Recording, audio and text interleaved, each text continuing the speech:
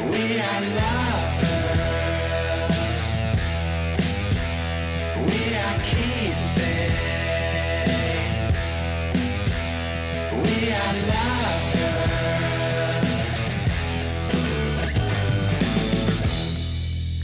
¿Qué tal? Muy buenas noches. La pandemia comienza a estabilizarse en Canarias y se espera que el próximo lunes Gran Canaria, Lanzarote y Fuerteventura puedan relajar sus niveles de alerta, aunque preocupa el ligero repunte en los contagios que registra Tenerife. Enseguida abordaremos toda la actualidad de la COVID-19 en este archipiélago, pero esta es una noche en la que vamos a analizar los riesgos de las nuevas variantes del coronavirus que amenazan el progreso alcanzado con las vacunas. Los expertos ya miran de reojo hacia una cuarta ola y las autoridades sanitarias hacen un llamamiento a la prudencia. Además, hoy también vamos a profundizar en un tema apasionante. La ciencia está a un paso de conseguir retrasar el envejecimiento y alargar nuestra esperanza de vida hasta los 125 años, gracias en parte a los avances en la investigación genética. Hemos preparado un amplio e interesante reportaje que van a poder ver a lo largo del programa y debatiremos sobre cuáles deben ser los límites éticos en el campo de la ciencia. Para hablar de todo ello, nos acompañan esta noche en plató Javier Alonso, que es geriatra. Buenas noches, Javier. Nos acompaña también Basilio Valladares, que es científico. Nos acompaña Emilio Sanz, médico y miembro del Comité Deontológico del Colegio Oficial de Médicos de la provincia de Santa Cruz de Tenerife. Buenas noches, Emilio. Y nos acompaña también Guadalupe Alemán, que es epidemióloga y directora médica del Hospital de Fuerteventura. Buenas noches a los cuatro, bienvenidos. Vamos con esos datos. Canarias suma 140 nuevos contagios por coronavirus en las últimas 24 horas. En estos momentos hay 6.483 casos activos en el conjunto del archipiélago y la incidencia acumulada en las islas es de 52,8 casos por 100.000 habitantes en los últimos 7 días, cuando la semana pasada, si lo recuerdan, era de 62 contagios. Además, 45.239 canarios han recibido las 2 dosis de la vacuna y Sanidad estima que un 3,4% de nuestra población tiene inmunidad ya contra el virus. Con estos datos de inmunizados se hace muy difícil avanzar en la inmunidad de grupo. En verano, alcanzar la inmunidad de grupo, Basilio, en verano, ¿lo ves posible o no lo ves posible? Depende de si nos traen vacunas. 3,4% vacunado hasta el momento. Yo sigo diciendo que si tenemos vacunas, todo es estructurarse. Y desde luego en Canarias no somos tontos. Y los que nos dirigen tampoco lo son.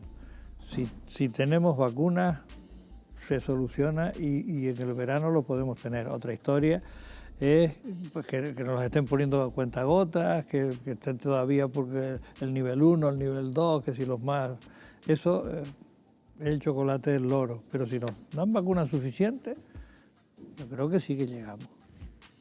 Sí, en ese sentido, Canarias ha demostrado a los profesionales sanitarios que están dispuestos a vacunar 24/7, es decir, estoy totalmente de acuerdo con Basilio, si la entrega de vacunas es totalmente adecuada, ya nosotros adaptaremos la estructura para vacunar lo más rápido posible, pero evidentemente ahora mismo el ritmo de vacunación es bastante lento, con lo cual en verano imposible llegar a la inmunidad de rebaño. Sanidad ha dicho que se puede vacunar hasta 30.000 personas al día.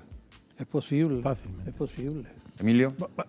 En el hospital se está ahora mismo, en el Hospital Universitario de Canarias, se está vacunando al personal la segunda dosis y están citando los sábados por la mañana y los sábados por la tarde. Y va la gente el sábado por la tarde a vacunarse. O sea que si realmente hay vacunas, que es el cuello de botella, en cuanto a capacidad de esto, no hay ningún problema.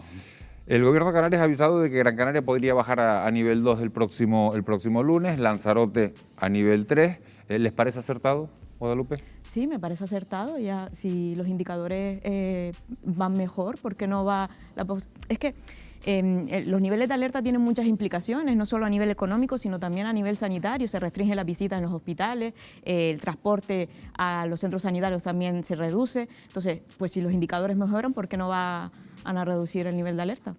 Y Emilio, todo lo contrario ocurre en Tenerife, que sin embargo está registrando un ligero repunte de contagios. ¿Convendría en Tenerife elevar del nivel 1 al nivel 2?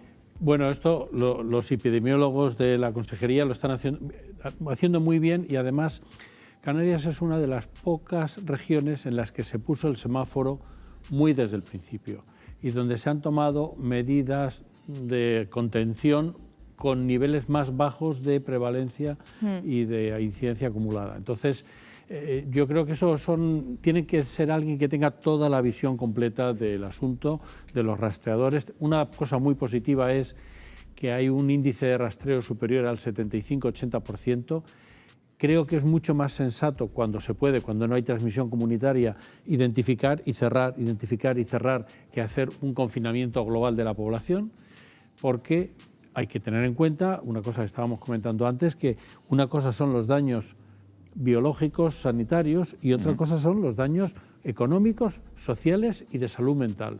Y hay que conjugar todas las medidas. No podemos estar en una sociedad llena de miedo y de angustia. Hay que tener respeto al virus, pero no hay que tenerle miedo. Yo creo que esto es algo que poco a poco tenemos que aprender a darnos cuenta de que hay que convivir con él, que habrá gente que desgraciadamente tenga casos peores, pero hay que vivir con respeto, pero sin miedo. Y poco a poco, en función de las cifras, ir abriendo para ir normalizando nuestra sociedad. Estamos hablando, Emilio, de vacunación. Arranca, fíjense, la vacunación en los mayores de 80 años en Canarias, sin duda uno de los colectivos más afectados. Sin embargo, un estudio realizado en Estados Unidos asegura que priorizar a los ancianos no evita que el virus se propague, ya que los jóvenes son el principal vector de contagios. Y si la enfermedad se expande, acabará habiendo más muertes. Basilio Valladares, ¿estás de acuerdo con esto? ¿Crees que deberíamos replantearnos una pregunta que nos hacemos mucho últimamente? ¿Deberíamos replantearnos la estrategia de vacunación? Podemos plantearnos lo que quiera, pero es cierto que los jóvenes son los que más lo transmiten, porque lo transmite el movimiento. La gente que se mueve, los viajes, las entradas, las salidas, eso es lo que lo transmite. Y los viejitos o están en su casa o están en la residencia. Por lo tanto, a ellos los contagian, no se contagian. Pero lo que sí es cierto también es que los jóvenes lo sufren, muchos de ellos totalmente inaparentes, es decir, no se enteran que han tenido el virus, y quienes realmente lo padecen con peligro son los mayores. Por ley de vida, el sistema inmune, a medida que vamos aumentando la edad, se nos va deteriorando y tenemos más problemas con esto. Por lo tanto, si quieres, podemos favorecer la teoría de que lo que hay que hacer es cortar el contagio, o de favorecer a los más vulnerables. Las dos son válidas, y la que se tome hay que llevar la rajatabla y se acabó. Vamos a ver qué estrategia se acaba llevando a cabo. La aparición de nuevas variantes puede poner en cuestión la efectividad de las vacunas.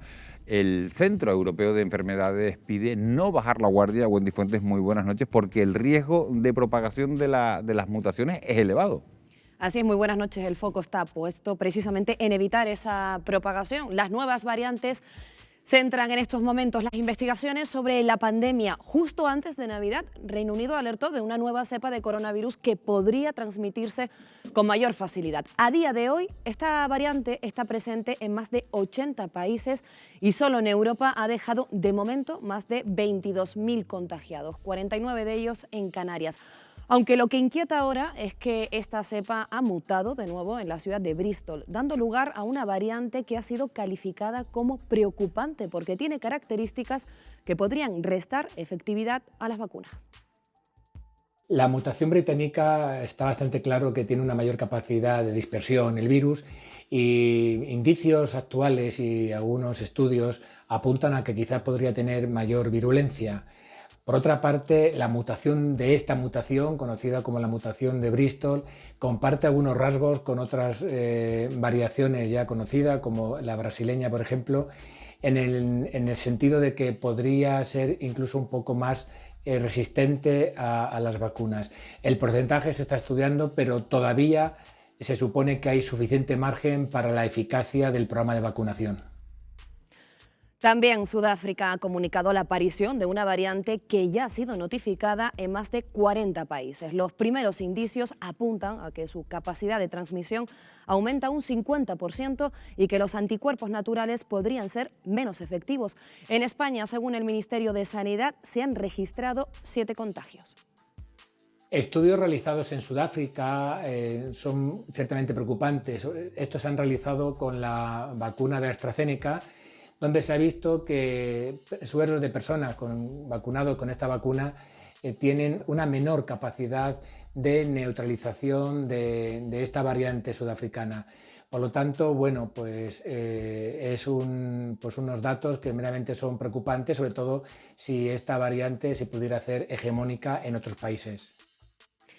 Y fue en enero cuando conocimos otra nueva cepa originaria de Brasil que se propagó por Latinoamérica y que también ha saltado a Europa. El Ministerio de Sanidad ha confirmado al menos 3 contagios en nuestro país y aunque hasta el momento no hay datos para afirmar que sea más peligrosa ni más mortal, todo parece indicar que se transmite con mayor facilidad. A pesar de que todavía no está sólidamente documentado el que pueda tener un mayor perfil de letalidad, lo que sí está cada vez más asociado a una mayor capacidad de contagiosidad. Es una cepa que presenta un número más elevado de mutaciones en lo que es la proteína spike, que es el elemento clave y sobre el cual van a actuar las vacunas. Lógicamente nos genera un cierto perfil de preocupación a la hora de abordar o de entender cómo pueda ir o lo que pueda significar de evolución de la pandemia en el futuro. Lo que parece claro es que el virus seguirá mutando y según la revista científica Nature, algunos investigadores están avanzando planes para actualizar sus fármacos. ¿Significa esto que estaremos abocados a vacunarnos? Y aprovecho para lanzar esta pregunta, Miguel Ángel, a la mesa, a vacunarnos periódicamente para así poder hacerle frente a estas variantes, a estas mutaciones. Bueno, pues no te voy a contestar yo, voy a recoger la pregunta, Wendy, se la voy a trasladar a Javier Alonso, a nuestros invitados. Como sucede con la gripe estacional, ¿vamos a tener que vacunarnos anualmente contra el coronavirus? Pues es probablemente que sí, vamos a tener que estar ahí luchando contra el coronavirus estación tras estación y al igual que hacemos con la gripe, que vamos actualizando esa vacuna, estamos viendo que esos niveles de anticuerpos que genera la vacuna no son permanentes, sino que van a estar ahí de forma transitoria. Así que vamos a tener que estar preparados a nivel de logística, a nivel autonómico y a nivel nacional para poder proveer esta vacuna que estamos teniendo ahora tantas dificultades para darla a la población a grandes rasgos. Basilio, la variante británica está avanzando a un ritmo vertiginoso, está ganando terreno también en Canarias. ¿Cuándo podría ser mayoritaria en las islas? Ya lo está haciendo en algunas comunidades, Galicia, 50%. Eso es lo que te iba a decir, es decir, en España ya se sabe que están alrededor de entre el 20 y el 30% es la variante británica. Por lo menos eso fue lo que Fernando Simón, tras los estudios que ha hecho el Carlos III con la secuenciación, dijo. Aquí estamos encontrando casos, es más, hay ya un kit preparado con 3 genes, cogen los 2 de la común, de la primitiva, y luego hay uno de los genes de la primera que no amplificaba, pero que amplifica con esto. Está perfectamente estudiado sin necesidad de secuenciar el genoma completo, que también lo ha secuenciado Canarias. Si calculamos por la rapidez con que se ha distribuido en Gran Bretaña, es posible que si esto no se pare, es decir, si siguieran las cosas para adelante, después del verano podríamos tener mayoritariamente la británica. Después del verano. Bueno, no lo he calculado últimamente, pero la vez anterior que me preguntaste, me fui a casa y empecé a ver el tiempo que había tardado, que era de octubre a noviembre en Gran Bretaña, pasar del nada al 20% y el número de personas que era.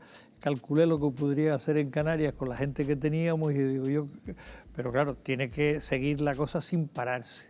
Les pregunto a los dos, bueno, a los 4 en realidad, teniendo en cuenta eso que estamos hablando de la cepa británica que se transmite con mucha mayor facilidad que la originaria, ¿estamos a las puertas de una 4ª ola más peligrosa? ¿Me estás preguntando a mí? Sí. Se lo voy a preguntar a los 4, se lo voy a preguntar también a Guadalupe. Tú sabes que yo soy optimista por naturaleza. Sí. Claro. Sí, pero sé que también la cepa británica se transmite rápido. Sí. Pero también tenemos ya un montón de gente que ha tenido el SARS-CoV-2, la COVID, y también tenemos una vacuna que se está poniendo. Y aunque dicen que los que se vacunan tienen la capacidad de transmitirla, yo ya he leído que una de las vacunas, por lo menos, la de Oxford, ha confirmado de que aquellos que se vacunan no tienen la capacidad de contagio. Para mí es tremendamente importante el foco capaz de transmitirlo. Es decir, si tú dejas de transmitirlo, es una burrada. Y si no eres tú, sino son un montón de personas vacunadas, más un montón de personas que ya lo han tenido y que por razones lógicas de cómo funciona el sistema inmune se considera que también tienen su protección, yo espero y creo que la 4ª ola no debería llegar. Ojalá que ese es el gran objetivo de las vacunas, que lleguen a ser esterilizantes con respecto, ¿no?, que generen anticuerpos esterilizantes, es decir, que mate por completo el virus. Lo cierto es que las vacunas que ahora mismo están en el mercado no producen anticuerpos esterilizantes, con lo cual la persona que se vacune puede seguir desarrollando la enfermedad con menos complicaciones, que es para lo que se estudiaron, ¿no? Que estudiaron que las complicaciones que desarrollaran esos voluntarios eran leves, y pueden contagiar, con lo cual, bajo mi opinión, sí va a haber una cuarta ola, sí va a haber habiendo transmisión entre la población. Bueno, pues el comportamiento impredecible del coronavirus ha llevado a la Unión Europea a pedir a los Estados miembros que no se relajen y advierte de que todavía quedan meses de restricciones por delante. Sin embargo, la debacle económica lleva a algunas autonomías a querer acelerar la desescalada. Los expertos recuerdan que levantar los cierres perimetrales acelera la movilidad y el avance del virus. ¿Ustedes qué opinan? ¿Es el momento, Javier, de suavizar esas medidas? Yo creo que si algo hemos aprendido en todo esto es que no podemos bajar la guardia. O sea, en cuanto bajamos la guardia volvemos a tener repuntes y pese a todas estas medidas de la vacunación, creo que seguimos, aunque bajemos y pasemos a otra fase un poco más laxa, tenemos que seguir transmitiendo el mismo mensaje y es de concienciación y de que estamos en una situación muy delicada y que no nos podemos permitir el lujo de llegar a eso, a una cuarta ola. Emilio, Madrid estaba diciendo que rebajaba las medidas y que yo creo corremos que el riesgo de que nos pase lo mismo que en el verano, que relajamos las medidas y nos encontramos con que se dispararon los contagios. Es que probablemente no fuera solo el reloj de las medidas, sino también la etapa invernal. Todos estos son virus respiratorios que tienen una situación estacional. Yo creo que Canarias está dando un buen ejemplo de cómo manejar el cuidado sanitario y las restricciones, con los semáforos, con medidas bien claras y bien precisas, transparentes y que se modifican cada semana. Y esta semana te suben a la 2 y a la semana siguiente te bajan a la 1 y te suben a la 3. Yo creo que esto es más sensato que encerrarnos en el miedo y decir que todo se cierre, que todo se bloquee, que nadie se mueva, que nadie salga, que no se relacionen. No es lo mismo hace 2 semanas en Lanzarote, donde había un brote bastante importante, que en Gran Canaria en enero, que luego aquí en Tenerife. O sea, y va cambiando el semáforo y va colocando cada cosa en su sitio. Y además hay otra cosa que me parece que es muy importante. Estamos hablando de la contagiosidad de las otras cepas y de la virulencia, etcétera. No podemos olvidar que afortunadamente el 95% de la gente que tiene el COVID lo pasa en su casa.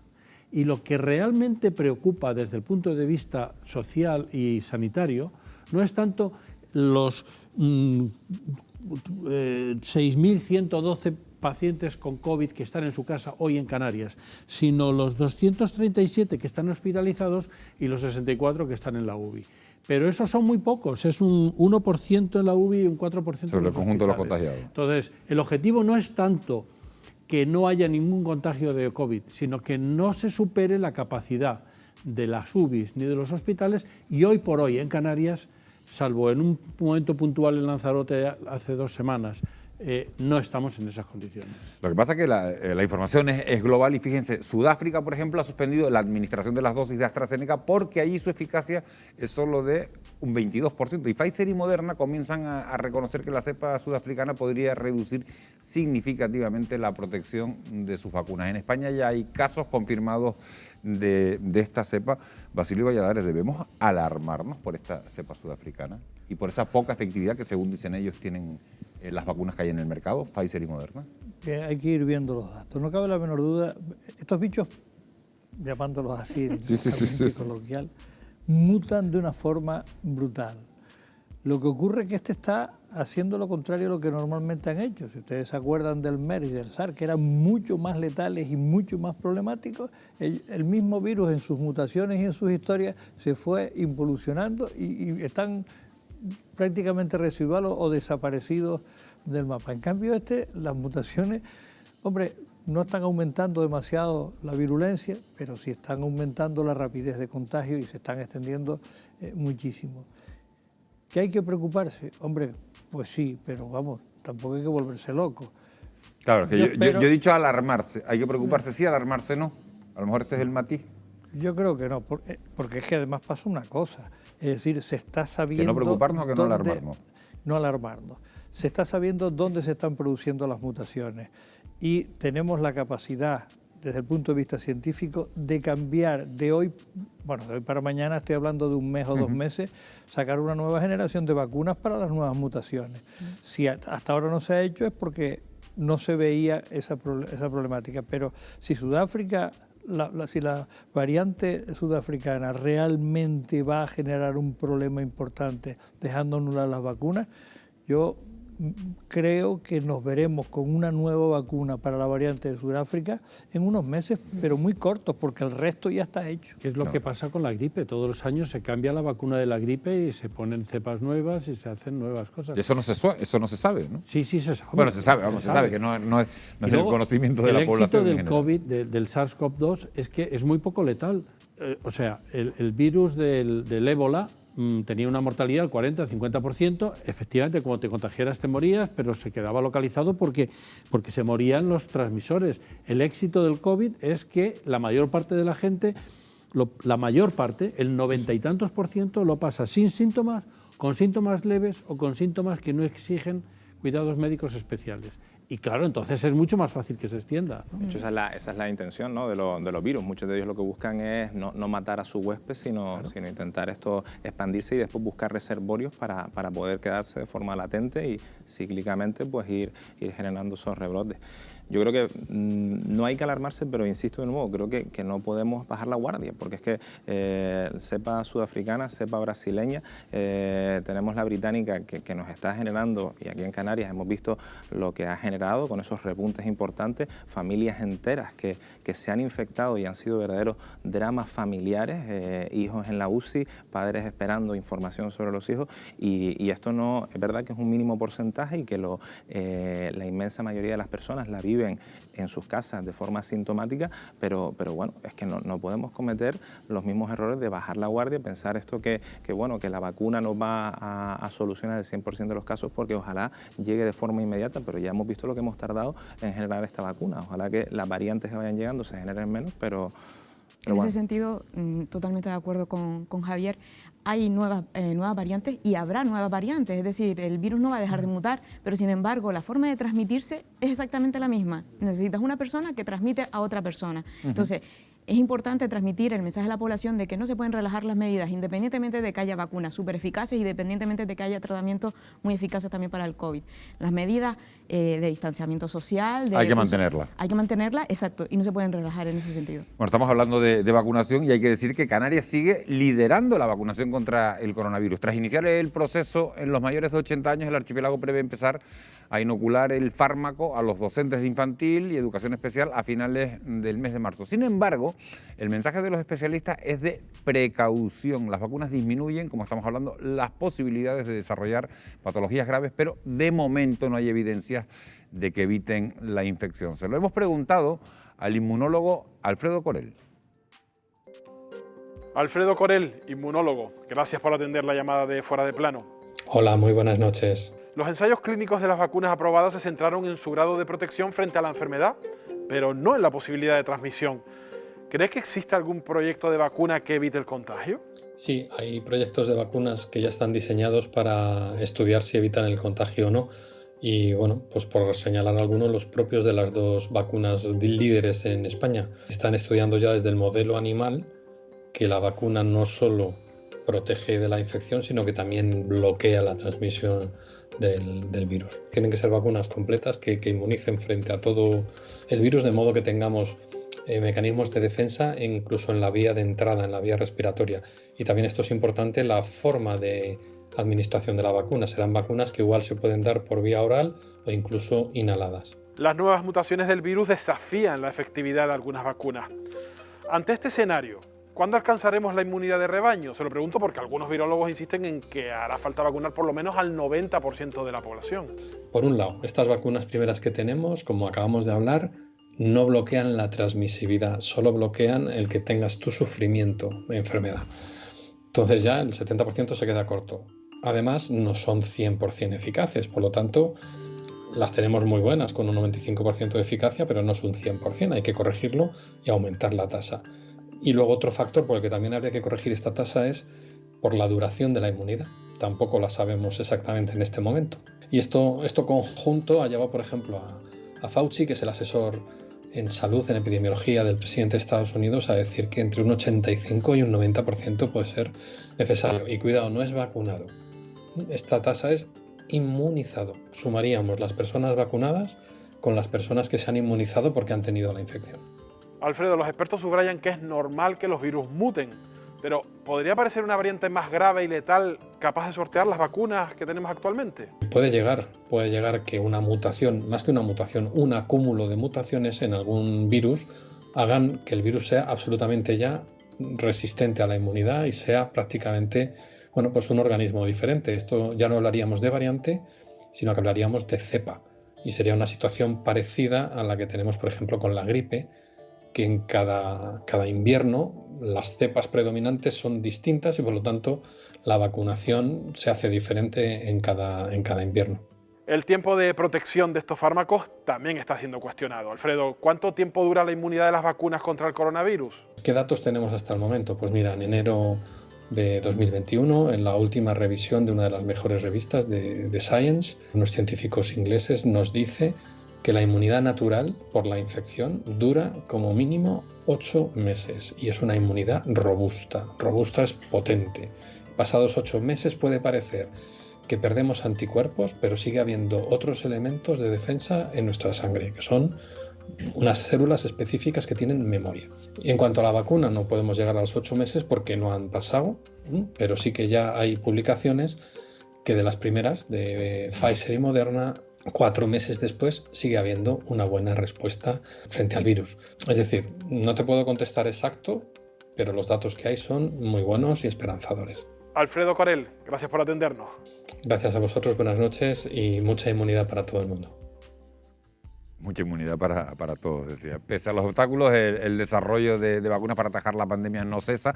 Johnson & Johnson ha pedido autorización a la Unión Europea para comercializar su vacuna en los países miembros y además este fármaco se va a producir en España. ¿Supondrá su llegada, Basilio, un punto de inflexión para acelerar el calendario? ¿El calendario de vacunación? Sí. Puede ser. A mí lo que me da pánico siempre es depender del exterior. La pena es que las vacunas españolas que se están desarrollando pues hayan tenido tan poco ¿Esta que se apoyo. produciera en España es depender del exterior también? Sí, claro, la patente es extranjera. Correcto, sí. Johnson & Johnson, lo que han contratado, no, el acuerdo que se ha llegado con España es la fabricación, pero fabricas un producto que te viene de fuera. Supongo que el hecho de fabricarse en España tendrá la posibilidad de tener cierta, vamos a llamarla autonomía, pero las realmente que vamos a tener, pues la patente, el poder y todo lo demás son las que se fabriquen en España. Que además yo tengo una fe tremenda en cómo se están haciendo los resultados que se están estudiando y además algunas de ellas serán las que se puedan... Precisamente de las vacunas españolas que quería hablar porque el virólogo Mariano Esteban está liderando un proyecto, no sé si a la que te refieres, en el Centro Superior de Investigaciones Científicas, dice que la va a tener lista para finales de año y según los estudios que se han realizado protegería un 100% frente a la infección. ¿Significa esto que la vacuna sí evitaría, esa vacuna, el contagio?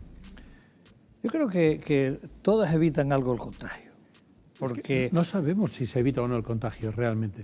O sea, realmente no hay datos que digan si evitan el contagio o no. Lo más probable es que eviten el contagio. Claro, pero los estudios que se han realizado en el momento con esta vacuna, lo que se dice de esta vacuna parece que protegería un 100% pero son estudios frente a la infección. No, claro, no en son animales. son estudios en animales. No son estudios en animales. Tenemos un problema muy serio desde el punto de vista de la farmacología clínica en el desarrollo de las nuevas vacunas.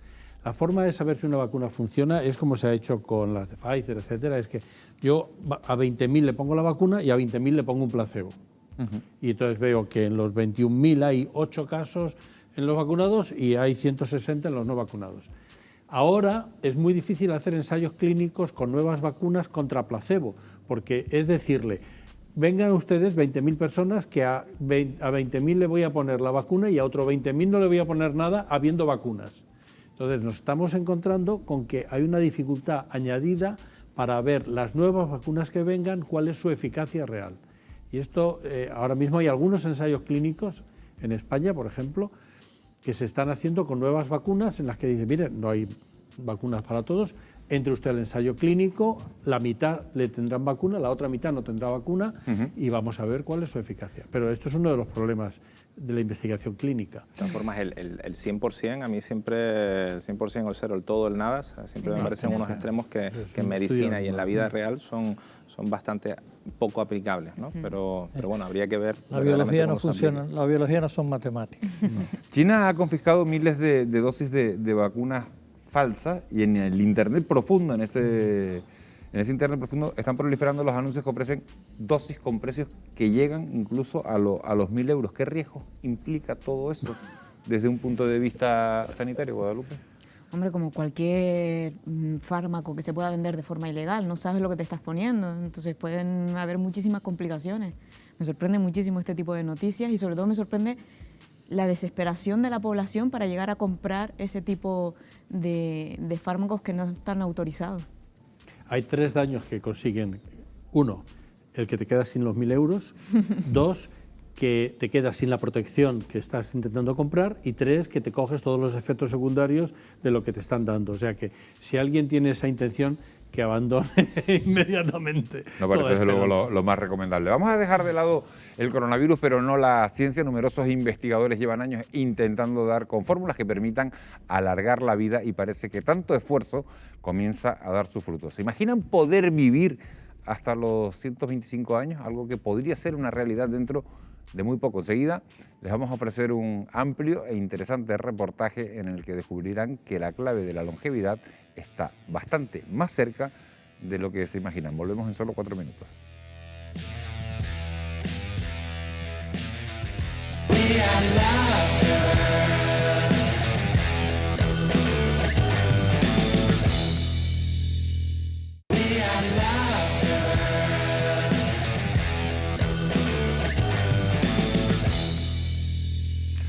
Ya estamos de vuelta. No solo la pandemia centra las investigaciones de los científicos desde hace tiempo. El control sobre la evolución de la especie humana acapara el interés de expertos que buscan las vías para lo que hasta ahora ha sido una quimera: conservar la juventud. De momento se ha logrado prolongar la vida animal y generar órganos artificiales con un objetivo: frenar el envejecimiento y las enfermedades que amenazan a una población cada vez más longeva.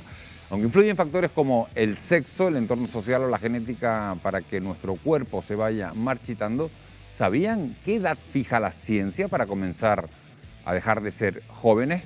Se lo vamos a contar en nuestro reportaje de hoy titulado Sin fecha de caducidad.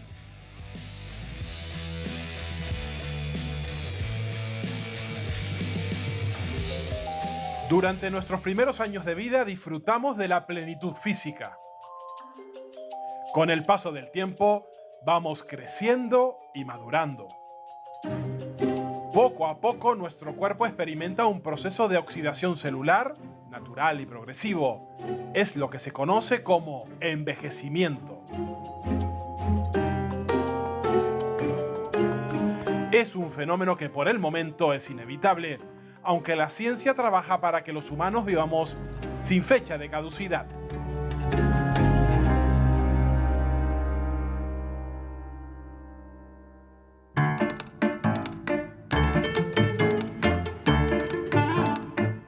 Casi un siglo después de los primeros avances científicos para encontrar la fórmula de la eterna juventud, los investigadores siguen trabajando para evitar la aparición de enfermedades graves que resten calidad a una larga vida. La mayor parte de las enfermedades que nos matan se originan en el envejecimiento. Solo si podemos modular este proceso de envejecimiento, y obviamente para eso lo tenemos que entender, podemos prevenir y curar enfermedades que hoy por hoy son incurables. Tenemos que recordar que muchas de las enfermedades que nos matan no hay tratamientos efectivos, y esto no tiene por qué ser así.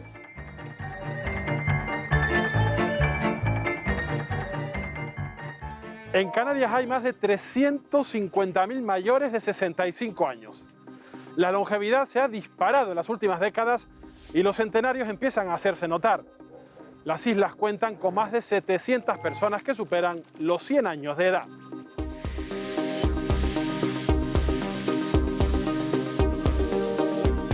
Nos ha hecho un huequito aquí en esta consulta. Entre paciente y paciente. Oye, Siéntate, por además, favor. le tengo una conversación preparada que seguro le va a gustar mucho. Pero antes, me gustaría preguntarle, Vienen hasta esta consulta muchas personas, muchos mayores de 90 años, personas longevas. Bueno, pues afortunadamente sí. Actualmente estamos asistiendo al envejecimiento del envejecimiento.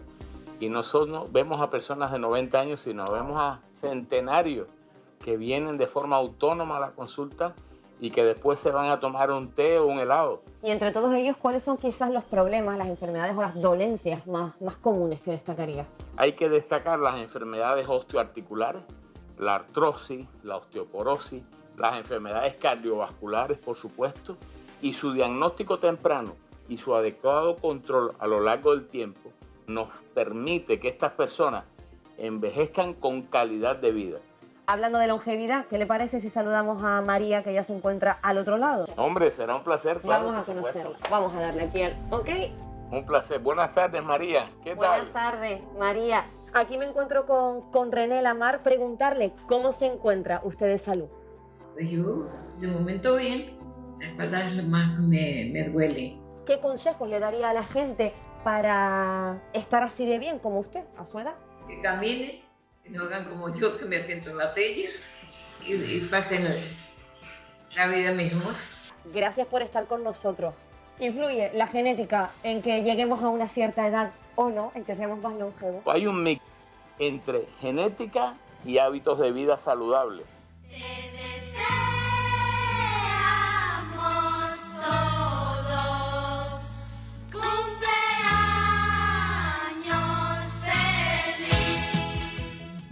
La ciencia ya ha descubierto el momento exacto en el que comenzamos a marchitarnos, los 34 años.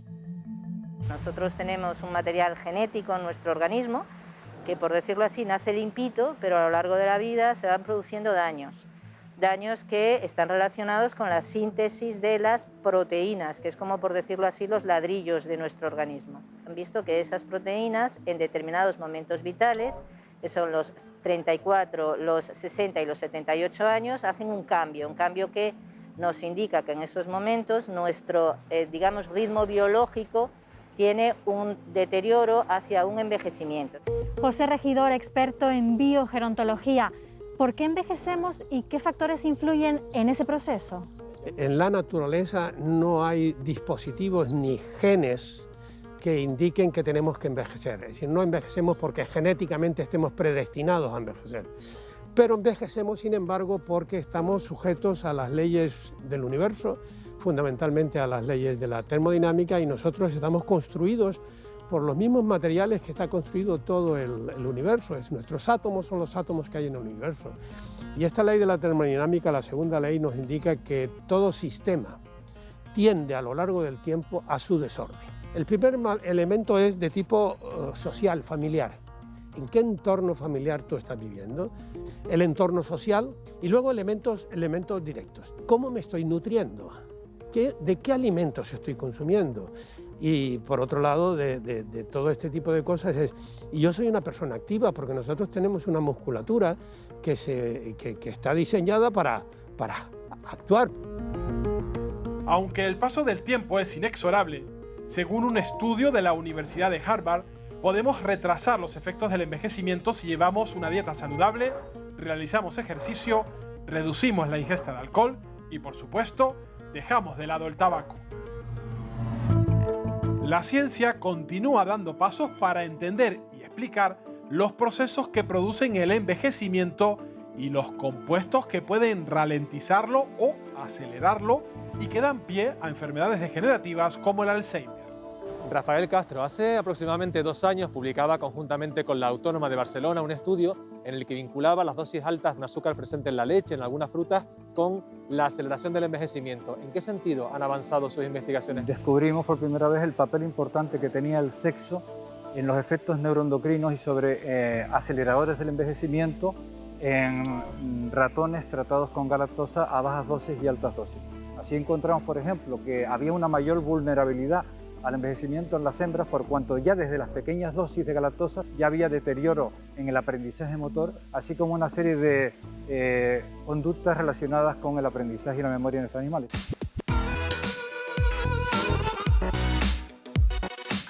La actividad física ayuda a retrasar el proceso de envejecimiento y además es fundamental para que las personas mayores mantengan su movilidad. Hay estudios que demuestran que un poco de deporte todas las semanas reduce la mortalidad. La actividad muscular produce aumento del ritmo cardíaco, con mejoría de oxigenación de la musculatura, moviliza la grasa, controla mejor la glucemia y todo eso tiene un perfil beneficioso desde el punto de vista cardiovascular. Correr, aunque sea en pequeña cantidad, llega a disminuir la mortalidad cardiovascular un 30% y la mortalidad por cáncer un 24%. El lugar en el que residimos también condiciona nuestra salud. Según un estudio de la Sociedad Española de Medicina General, los habitantes de los municipios rurales tienen menor posibilidad de desarrollar un cáncer, de padecer hipertensión o de sufrir trastornos psicológicos como la ansiedad y la depresión. Hay una reducción de ciertas enfermedades de cáncer y tumorales, muy asociado también al tema de la contaminación, pero también muy relacionado con el estrés y los ritmos de vida. I don't know if I'm scared of dying, but I'm scared of living too fast, too slow. Regret, remorse, hold on, no, I gotta go. Proporcionalmente, en los municipios rurales de Canarias vive un mayor número de mayores que en los grandes núcleos urbanos. Por ejemplo, en la localidad Gran Canaria de Artenara, casi el 10% de sus vecinos supera los 80 años. Keep on going, looking straight out on the road. Can't worry about what's behind you, what's coming for you, further up the road. Aquí la vida es muy tranquila. Aquí se mantiene pues un ritmo de vida pues muy sereno, muy tranquilo. Cuando el sol sale yo tengo una cafetera de café tomada y ya entonces después empiezo para ir para el pueblo a visitar un poco la piscina. Las personas mayores se han quedado aquí, viven como más felices. Sí, antes había mucha población aquí, ahora mismo estamos más solitos.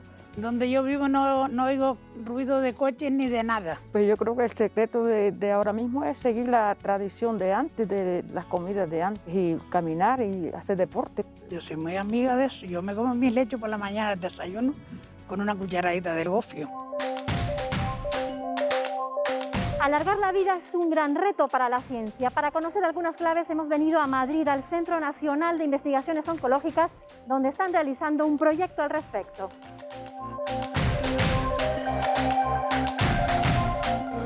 María Blasco, directora del CENIO, muchísimas gracias por recibirnos. Un placer. ¿La ciencia podría garantizar que vivamos más teniendo menos enfermedades? Sí, eso es precisamente lo que vemos cuando hemos alargado la vida, por ejemplo, a ratones en el laboratorio. Esto es algo que hemos hecho en mi grupo. Viven más porque tienen menos enfermedades. Lo que ocurre es que son jóvenes durante más tiempo, pues tienen menos enfermedades, con lo cual, al alargar la vida, lo que hacemos es alargar la juventud y por ello retrasamos todas las enfermedades asociadas al envejecimiento. Esto demuestra que el envejecimiento es el origen de muchas de las enfermedades que sufrimos. ¿Cree que podríamos tener una esperanza de vida que supere los 100 años?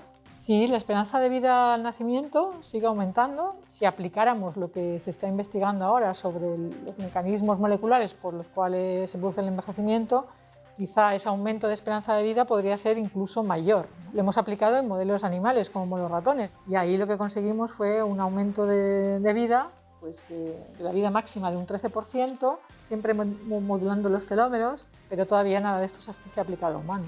María, ¿qué son los telómeros y qué relación guardan con el envejecimiento? Los telómeros son unas estructuras que protegen nuestro material genético, que es el ADN. El ADN está formando los cromosomas, pues al final de estos cromosomas están los telómeros. Se ha hecho la analogía de que serían como el plástico que hay al final del cordón de un zapato. El cordón sería el ADN, el cromosoma, y el plástico protector del final serían los telómeros. Solo hay que echar un vistazo a nuestro interior para descubrir las enfermedades que sufriremos en un futuro. Están escritas en nuestros genes. Sergio Moreno, ¿cómo podríamos explicar de manera sencilla qué son los genes y hasta qué punto influyen en la longevidad de los seres humanos? A medida que vamos acumulando años, nuestras células empiezan a acumular daño intracelular. Y si ese daño no se repara, pues obviamente nuestras células van a envejecer antes y como nuestros organismos están hechos de células, pues vamos también a morir antes. Lo que nosotros tenemos, digamos, en nuestra biblioteca, que son nuestros genes, es una serie de genes que nos podrían predisponer a tener un envejecimiento prematuro, pero también una serie de genes que nos permiten reparar ese envejecimiento. Entonces nosotros estamos estudiando en analizar cuál es el balance entre esos dos tipos de genes, digamos los genes buenos y los genes malos. Quizás modulando un poco el consumo de nutrientes conseguiríamos vivir durante más tiempo.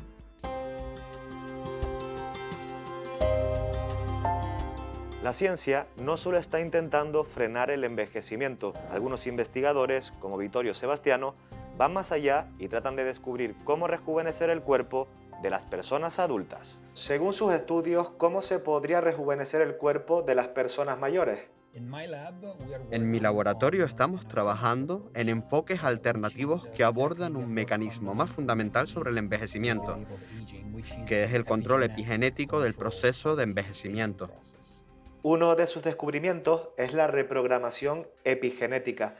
¿En qué consiste este concepto? Es una deriva progresiva, una progresiva pérdida de información a nivel epigenético. Lo que hemos descubierto es que este código es, en realidad, muy plástico, muy maleable. Así, puede ser reprogramado, retornado a un estado más joven. ¿Y hasta qué edad se podría vivir poniendo en práctica esta técnica? La respuesta real es que probablemente hay límites biológicos, que está alrededor de los 120-125 años, pero eso no significa que ese límite no pueda ser extendido más allá de ese punto. ¿Podrían aparecer enfermedades como, por ejemplo, algún tipo de cáncer al aplicar esta reprogramación epigenética?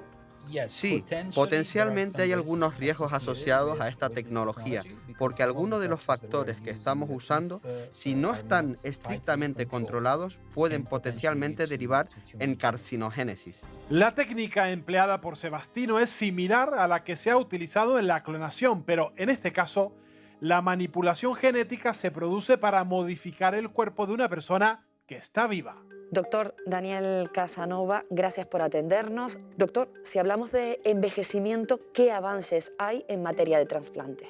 Que los trasplantes constituyen el paradigma de la medicina moderna y su utilización ha permitido mejorar la cantidad y calidad de vida de las personas que reciben estos órganos. Esto que se llama senotrasplante, porque es de una especie a otra, pues está durante muchos años se ha avanzado muchísimo en el conocimiento de este tipo de trasplante y por tanto la viabilidad de estos órganos pues sería estupenda.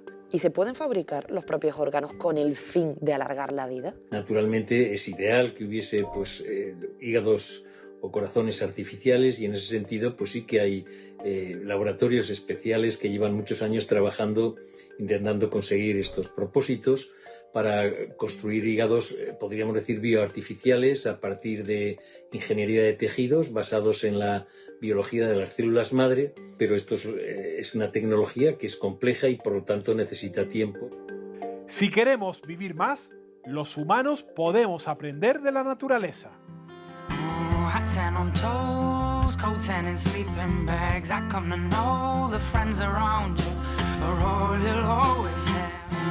Muchas de las investigaciones científicas que intentan frenar nuestro envejecimiento ponen su mirada en el mar, donde viven algunos de los animales más longevos. Es el caso de la ballena ártica, que puede llegar a vivir 200 años, o el de la almeja oceánica, que puede cumplir hasta 5 siglos. Aunque sin duda, el ser más extraordinario es una hidromedusa de solo 5 milímetros de diámetro, que es el único organismo capaz de rejuvenecer por sí mismo. Es conocida como la medusa inmortal. Profesor, ¿por qué los animales de entornos más fríos, entornos marinos, habitualmente son los más longevos de la naturaleza? El ambiente frío hace que el metabolismo sea de una forma distinta y en efecto es más adecuado para tener una vida más larga. La actividad disminuye su ritmo y entonces todo eso trae consigo un menor desgaste. En ciertos animales modelo, que casi siempre son muy pequeños, como algunos nemátodos, unos gusanitos pequeños, se estudia cómo es el funcionamiento celular y entonces se ha comprobado que hay dos rutas celulares que afectan a las mitocondrias. Las mitocondrias son un poquito como los motorcitos de generar energía en la célula, ¿no? Entonces se ha visto como alterando dos rutas simultáneamente, la longevidad del animal se ha quintuplicado. Por ahí habría una vía de ver cómo quizá aplicar a la especie humana el día que se consiguieran productos de tipo medicamento que afectaran esas rutas celulares. Cuando hablamos de mejorar al ser humano, surgen las inquietudes. En todo caso, esas inquietudes hoy por hoy se pueden plantear de cara al futuro, porque todas esas biotecnologías, la edición genómica incluso, aún plantean muchísimos problemas de seguridad. Una vez resueltos esos problemas de seguridad, nos quedarán los problemas de si podemos aceptar el mejoramiento, si ese mejoramiento, el alargamiento de la vida puede llegar a todos o van a ser biotecnologías para una clase social y por tanto van a agrandar la desigualdad. Laboratorios de todo el mundo llevan años trabajando para descifrar las claves de la longevidad. Una fórmula que permitiría retrasar nuestra fecha de caducidad, prolongando la vida humana más allá de los 100 años.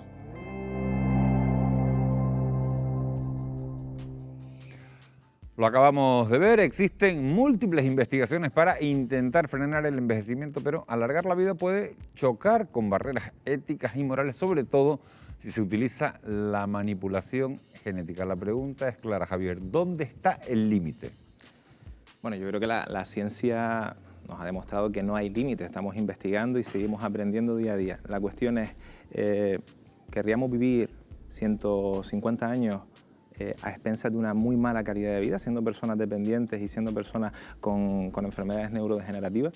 Yo creo que probablemente ninguno de nosotros querríamos esa situación. Entonces hay que empezar a cambiar. Tenemos que, hemos hecho el reportaje, la verdad es que está muy bien, muy completo. Hablamos de lo que es la genética asociada al proceso de envejecimiento, pero eso representa menos de un 25% del cómputo general. El 50% de los factores que determinan el proceso de envejecimiento son los factores ambientales.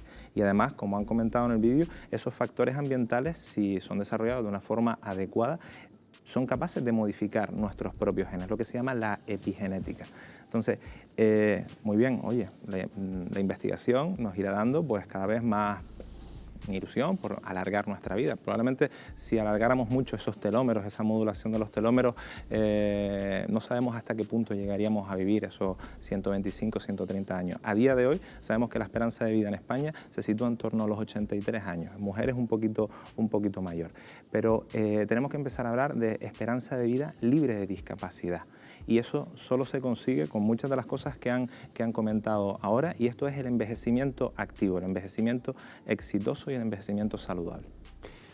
Hombre, yo quiero dar otro punto de vista también, y es, vamos a suponer que la ciencia avanza y que realmente podemos aumentar mucho la esperanza de vida de algunas personas. El problema es que no creo que manipulaciones genéticas o de telómeros puedan aplicarse a los 6.000 millones de personas que habitan en el mundo.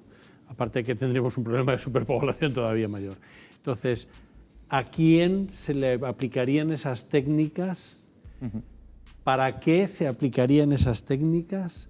¿Cómo se aplicarían esas técnicas y qué repercusiones tendrían desde el punto de vista personal y desde el punto de vista social? Porque si queremos alargar la vida de una persona, un científico que está ayudando mucho a la humanidad, no es lo mismo que alargar la vida de un tirano en un país suelto, ¿no? Y luego había otra pregunta filosófica de fondo también, y es, ¿qué importa más, la duración de la vida o lo que al acabar tu vida has hecho con tu vida? Porque no tiene ningún sentido vivir 150 años si dentro de esos 150 años tu contribución al resto de la humanidad ha sido mínima, o si al cabo de tu vida, aunque sea más corta, pues has contribuido a la sociedad, has creado hijos que luego sigan sacando la... O sea que no es solo un tema de longitud de vida, sino de contenido de vida. En fin, mi padre se murió con 72 años con una vida absolutamente plena. Pues podría haber vivido más, pero le valió con lo que vivió, ¿no? ¿Dónde está el límite, Basilio? Pues no lo sé. No sé dónde, porque antes les comentaba a micrófono cerrado que coincidí en una conferencia a la que fui a oír en la Ramón Areces en Madrid con un gran genético molecular de los mejores del mundo, Juan Carlos Espuzúa. Él hizo un experimento autorizado, es decir, no fue que se puso a experimentar con la introducción de un gen para resolver un problema de Parkinson en una señora joven. Y él explicaba con vídeos lo bien que se había comportado los 3 primeros meses después del tratamiento y el problema que tuvo inmediatamente después cuando aquello se disparató y no tenía el control propio sobre sí mismo y murió la señora en 6 meses. Y explicaba cuál era la razón, es decir, nosotros tenemos nuestros genes y los controles de los genes y eso nos va llevando. Y cuando salimos de allí hubo un comentario de 2 genéticos importantes, dice, mira, esto ahora no, pero en 40, 50 años podremos decidir cuándo debemos de morirnos. Podremos tener 140, 150 años y con la calidad de vida de tener 40 años. Yo le pregunté, ¿tú estás seguro? Y dice, hombre, seguro, no te puedo hablar nada, pero casi seguro sí. Y yo me quedé pensando, bueno, muchas veces ya nos vamos encontrando cansados de lo que se va haciendo y demás. ¿Tú quieres aguantar 150 años? Bueno, si te dejan con la calidad de vida y pudiendo dependerá trabajar de la calidad de vida que tenga cada persona. 40 años todavía, pero ahora a partir mismo de los 34 empiezas a bajar. Sí, eso está ¿De los 34? Es lo que acaba de decir el reportaje. Pero sí, la cuestión al final es eso mismo, mantenernos autónomos. De hecho, las encuestas que le hacen a los adultos mayores dicen cuál es el principal determinante de la calidad de vida y es la funcionalidad. Es decir, que nosotros podamos ir al supermercado, hacer la compra, disfrutar de los nietos, disfrutar de los eventos sociales. Y esto no hace falta ir a ese alargamiento de los telómeros y esas cosas de genética. Tenemos las soluciones y es nutrición, ejercicio físico, socialización y la parte médica que hasta ahora hemos hecho, que es el control de los factores de riesgo cardiovascular para que la hipertensión, la diabetes no deriven en cardiopatías y enfermedades cerebrovasculares que deriven en demencia y deriven en discapacidad. El uso de la genética, Guadalupe, para frenar la vejez, lo cierto es que tiene tanto seguidores como detractores. Permite anticiparse al desarrollo de enfermedades, pero también es capaz, por ejemplo, de crear embriones a la carta. ¿A qué riesgos nos enfrentamos con este tipo de técnicas? Es una pregunta bastante difícil y yo creo que la respuesta, aparte de que es muy personal, difiere mucho en según qué situación social te encuentras, porque es evidente que una persona sana te va a responder a lo mejor con ciertos límites y una persona que tenga determinadas enfermedades te va a responder claramente a favor de su beneficio. Yo lo que sí he reflexionado con respecto a este tema es que la cuestión ética de este debate tiene que ir común a nivel internacional. Es decir, de nada sirve que en determinado país se establezca unos límites y en el de al lado estén muchos mayores o muchos menores, porque lo que va a provocar es que la gente se desplace precisamente en función de su beneficio. Entonces, yo totalmente de acuerdo en el avance de la ciencia y que mejore y que pues precisamente eso, que la modificación genética pues mejore determinadas enfermedades, totalmente de acuerdo, pero bueno, los límites los tendrán que establecer y que a nivel internacional y que sean en conjunto, ¿no? Que sean iguales. Una pregunta, la clonación no es una novedad. En 2018, Emilio, un grupo del Instituto de Neurociencia de Shanghái logró reproducir primates mediante esta técnica. ¿Estamos cada vez más cerca de clonar seres humanos? Bueno, el primero que lo anunció fue un surcoreano que se descubrió que era un fraude absoluto y fue laminado de la universidad y del mundo científico. Pues a lo mejor se conseguirá algún día. El tema no es tanto la clonación de un ser humano como el valor intrínseco y la dignidad de cada ser humano. Y entonces, si al final se consigue un ser humano como tal, no será un clon que me sirva a mí como reservorio de órganos para trasplante después y no sé qué, sino que será otra persona absolutamente con la misma dignidad y el valor que tiene cualquier otro individuo. Bueno, pues gracias a los progresos de la ciencia, como hemos hablado, vivimos más, pero la cuestión es si vivimos mejor. El surgimiento de enfermedades nuevas y la cura de las ya existentes es el gran reto de los investigadores que se enfrentan a una población altamente envejecida sin los recursos óptimos. Los expertos advierten de que el único camino para afrontar ese reto pasa por dejar atrás años de recortes que han situado a España por debajo de los estándares europeos y de una ansiada inversión en ciencia de al menos el 2% del Producto Interior Bruto. Sobre esto hemos hablado con el investigador Jesús García Foncillas. Doctor García Foncillas, gracias por atender la llamada de Fuera de Plano. Los presupuestos actuales aumentan el gasto en ciencia en casi un 60%, pero según el CSIC, las partidas aún son un 25% inferiores a las aprobadas en 2009. ¿Por qué nos sigue faltando ambición a la hora de invertir en investigación? En el campo de la investigación, el nivel de reducción se ha ido muy poco a poco recuperando, pero desde luego no hemos todavía regresado a los niveles de inversión en investigación que teníamos previo a la crisis del 2008. Si nos comparamos con lo que son los países de nuestro entorno, lo que es Europa, estamos todavía con nivel de inversión en investigación por debajo de lo deseado para un país como es España. Que no nos creemos que la investigación tiene una traducción directa en beneficio directo de los ciudadanos y en el campo nuestro de lo que es la investigación biomédica en los pacientes. ¿Qué resultados podríamos obtener si invirtiéramos el 2% de nuestro Producto Interior Bruto en ciencia? 3 puntos importantes. 1, poder desarrollar estrategias terapéuticas que no vengan de fuera, sino que de alguna forma sean completamente desarrolladas en este país. Punto 2, el acceso a poder ofrecer a nuestros pacientes,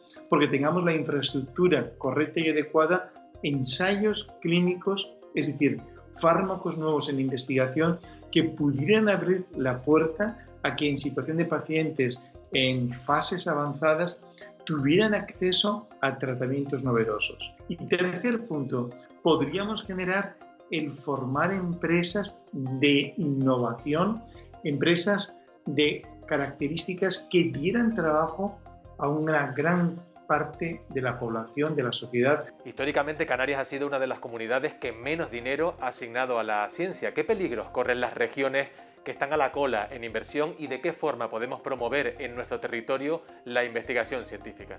Cuando uno no invierte en investigación, no invierte en innovación, y al no invertir en innovación, no invierte en desarrollo. Con todo el enorme potencial que hay en Canarias, con la excepcional buena investigación que hay en Canarias, yo creo que ese gran potencial tenemos que conseguir, y es muy importante que se quede en Canarias porque se desarrolle en Canarias y porque de alguna forma esa investigación tenga los cauces necesarios para hacerse, para desarrollarse y para culminarse en Canarias. Doctor Jesús García Foncilla, muchísimas gracias por su tiempo. Un saludo. Muchísimas gracias por la oportunidad y desde luego un placer estar con todos ustedes. Hacemos ahora una pausa de 4 minutos para volver con otras derivadas del envejecimiento, que son muchas, como por ejemplo, si puede poner en peligro las finanzas públicas ante el creciente gasto sanitario y de pensiones, o cuánto está aumentando el negocio millonario de productos y técnicas para conservar la juventud. Enseguida regresamos.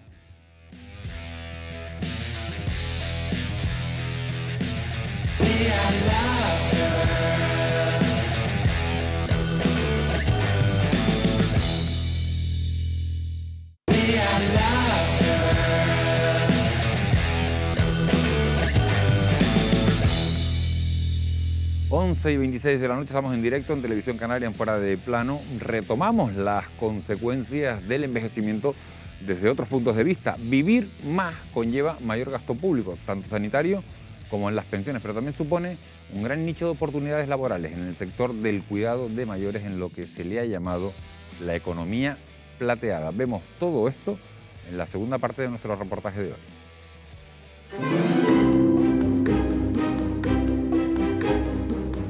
España está sufriendo un proceso de envejecimiento demográfico mucho más acelerado que el de otros países de la Unión Europea. En 2050, los mayores de 65 años representarán el 30% de la población y los octogenarios superarán los 4 millones. Todo un reto para la sostenibilidad de nuestro estado del bienestar. Las previsiones estiman que en 2040 nuestra esperanza de vida será de 86 años, la más alta del mundo. Hasta hoy, y en poco más de un siglo, el aumento ya ha sido espectacular, teniendo en cuenta que en 1900 en España se vivía una media de solo 34 años.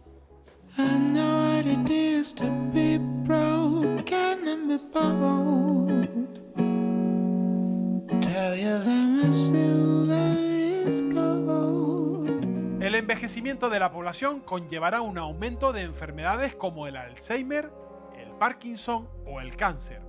De ahí que el gran reto no solo sea vivir más años, sino hacerlo con mayor calidad de vida. ¿Qué enfermedades, don José, están relacionadas al envejecimiento? Son enfermedades crónicas, por ejemplo, renales, hepáticas, diabéticas, la hipertensión arterial, los problemas cardíacos. Puede que algunas dolencias que aparecen, como son el caso de muchas demencias que aparecen ya de muy mayores, etcétera, antes no las tuviéramos. Lo que sí hay son dolencias que prácticamente han desaparecido. ¿En qué falla España en la atención a sus mayores, siendo además uno de los países con mayor longevidad del mundo? España debe reforzar, desde mi punto de vista, la atención primaria, contribuir a que los médicos de atención primaria, de medicina familiar y comunitaria, que son especialistas, ojo, que son especialistas, estén al día en todas las circunstancias, incluyendo los mayores. Sube, 1, 2, vale, subimos, bien, baja más el culete, Gloria, venga, 1 arriba, 2, eso es. Gloria y Antonio son una pareja de mayores que practica el llamado envejecimiento activo. Gloria, ¿qué tal? Te interrumpo unos segunditos. ¿Cómo te sientes haciendo todos estos ejercicios? Muy bien, estupendamente, sí. Nosotros hace 6 meses que empezamos aquí en este centro y la verdad es que nos va estupendamente. Con mi marido, porque es que si no mi marido está sentado en mi casa. ¿Qué edad tiene usted y su marido? 74 años tengo yo y mi marido tiene 77. ¿Haciendo todos estos ejercicios ha notado mejoría en su salud? Bueno, sí, sobre todo la agilidad que he adquirido, subir y bajar escaleras y no me canso tanto, antes me cansaba muchísimo. También trabaja un poco el equilibrio, trabaja la memoria, trabaja la concentración. ¿Imaginaba llegar a esta edad así como se encuentra ahora mismo? La verdad que no, yo pensé que iba a estar peor, sí. Daniel, ¿qué tal? ¿Qué tan importante es el envejecimiento activo para personas de esta edad? Lo importante no solo la parte física, sino también la parte nutricional, que tengan unos buenos hábitos alimenticios, también la parte cognitiva, que los usuarios sean capaces de hacer cuentas relativamente sencillas para hacer una compra. El envejecimiento activo consiste en que vamos a darle vida a esos años de distintas maneras. ¿Cuál es el perfil promedio de las personas que acuden aquí? Suelen ser personas de entre 60 y casi 90 años, pero lo más habitual es personas de 70, 75 y suelen ser mujeres sobre todo. Que me digan viejo, pero yo no dejo de gozar la vida, de soñar despierto. En un país que se encamina a convertirse en el más longevo del mundo, la atención a los mayores será un negocio multimillonario que ya se conoce como la economía plateada. Un ejemplo de la economía plateada es el auge de las residencias geriátricas. El 92% de los centros para mayores en Canarias es privado. En conjunto, su cifra de negocio fue de 4.500 millones de euros en 2020 y la rentabilidad de la inversión aumentó en más de un 3% a pesar de la pandemia.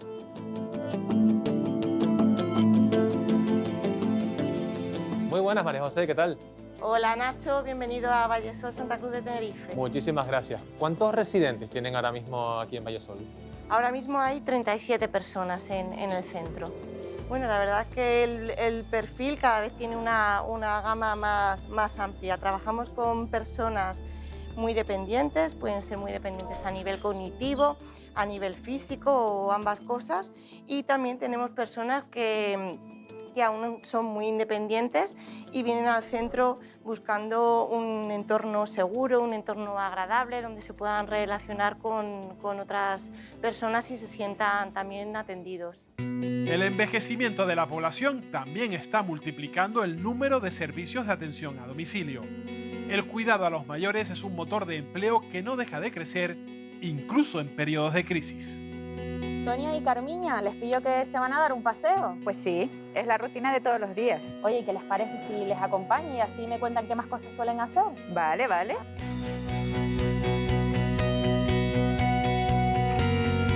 Sobre las 10, 10 y media, la ayudo a levantarse, yo le acompaño, me cuenta su día, nos damos una vueltita aquí por las canteras, así ella aprovecha para coger solito, nos sentamos en la cafetería, nos echamos un café, si tenemos que hacer las compras, pues también lo hacemos. ¿Cuánto tiempo llevas cuidando a Carmiña? Con Carmiña llevo casi 4 o 5 meses. Ella vive sola, le ha dado un ictus, ¿no? y para su recuperación. La rehabilitación que hemos empezado fueron los ejercicios, cogió más fuerza en las piernas. ¿Te dedicas a esto desde que eras muy jovencita? Empecé cuidando de mi abuelo y luego pues empecé a profesionalizarme más. Me preguntan por qué he elegido esto, porque de verdad que mi trabajo me gusta mucho. Nuestros mayores necesitan mucho de uno. Es muy importante saber, en esta clase de personas, de saber escucharlos. Desde por la mañana es como una alegría abrir los ojos y oírle reírse. Hemos notado un aumento en el negocio de Guayalia, tanto de clientes como paralelamente de cuidadores. Muchos usuarios necesitan 2 personas, 2 cuidadores, porque necesitan 24 horas, 7 días a la semana. Hay muchas personas que viven solas, entonces necesitan los servicios tanto de acompañamiento como de cuidados, otros simplemente control de medicación. En la Unión Europea se calcula que en un plazo de 4 años la economía plateada generará 6,4 billones de euros y 88 millones de puestos de trabajo, lo que supone el 38% del empleo de los países miembros.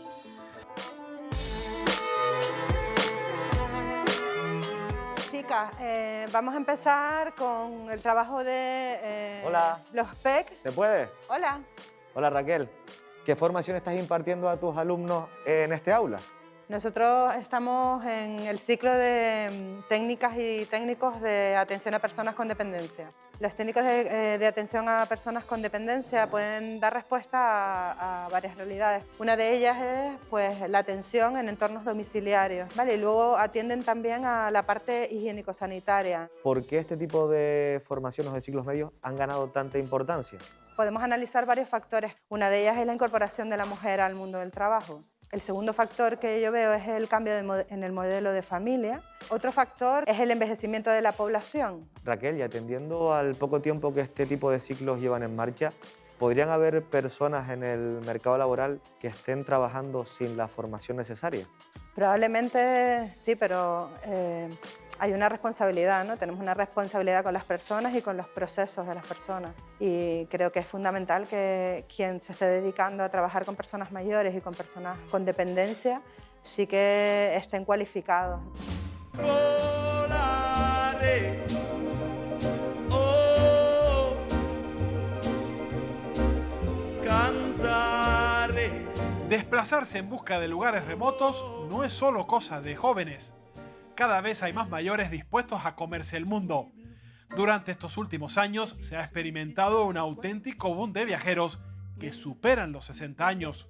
Una tendencia que solo la COVID ha conseguido frenar. Este tipo de mercado es bastante elevado, cada día va, digamos, a más, todos los clientes están a la espera, pero yo creo que este año vamos a tener que ofrecer o quizás recomendar el turismo nacional más cercano, que la gente tenga un poco más de confianza a la hora de viajar. Noelia Medina, el turismo en Canarias es el sector socioeconómico más importante. ¿Qué relevancia dentro del mismo tienen los turistas mayores? Es un perfil que conviene muchísimo al destino porque es un preceptor, es un embajador turístico de las islas. A nivel global, durante todo el año, supone el 22% del turismo que llega a las islas. El gasto de esta tercera edad está bastante distribuida en el destino, que es lo que al fin y al cabo interesa a cualquier destino turístico.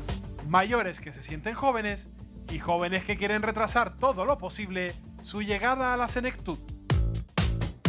Buenas tardes, Mircala. Hola, Wendy, buenas tardes. Hoy toca cuidarse y mimarse un poco. ¿Qué edad tienes? 37. ¿Y qué tipo de tratamiento te vas a hacer? Una crioterapia facial. Las pequeñas arruguitas, para tensar la piel, para activar el colágeno y la elastina de la piel. ¿Y destinas mucho dinero? Si tengo que decir eso, se divorcian de mí, ¿vale? Sí. No voy a decir cantidad, pero sí, bastante.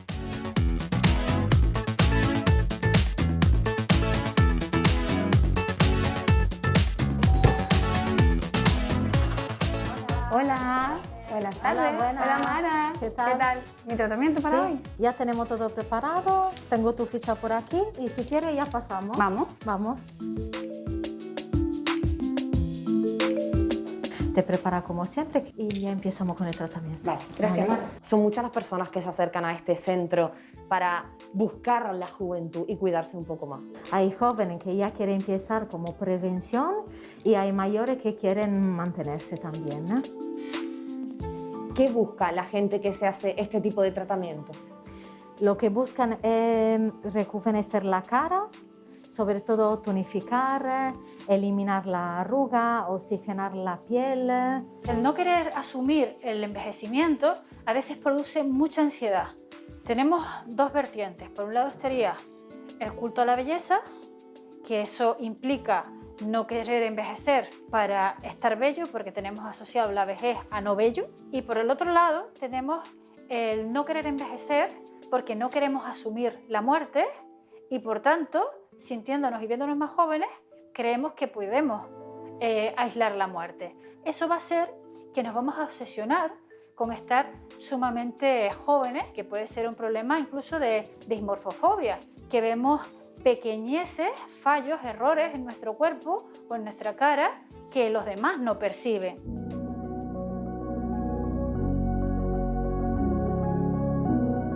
Lorena, ¿qué tratamientos estás pensando hacerte aquí en la clínica? A ver, yo estaba pensando en quitarme las arruguitas estas, así por la frente, por los ojos, así por los labios, toda la zona de la boca, vamos. ¿Y qué es lo que te llevó a decidirte a someterte a esa intervención? Bueno, pues supongo que es cuando un día te levantas por la mañana, te miras en el espejo y dices, ay, parece que estoy cumpliendo años. Lorena Santiso, ¿ya puede pasar? Bueno, Nacho, ya me han llamado. Muchas gracias. Venga, hasta luego, vaya bien, chao. Buenas, doctor, ¿se puede? Hola, Lorena, otra vez por aquí. Bueno, como tú me dijiste que lo que no te gustaba era lo que estaba en la unidad estética frontal, que son las arrugas estas aquí, así que tienes aquí. Esas arrugas desaparecen con una inyección de Botox. ¿En qué consiste el Botox? El Botox consiste en que paralizas tus músculos. ¿Y los posibles efectos secundarios que me puedan quedar? El primer efecto secundario que puede haber es que seas alérgica, pero ya hemos visto en la historia clínica que no eres alérgica. El segundo es que al pinchar, yo pinche una venita y se te forma un pequeño hematomita ahí, sobre todo aquí a nivel del párpado inferior. Pero no tarda mucho en irse. Nada, y además te lo puedes cubrir y disimular perfectamente. Antioxidantes, ácido hialurónico, baba de caracol, serum, son productos que prometen detener el paso del tiempo, pero ¿funcionan de verdad? Las cremas antiedad no existen.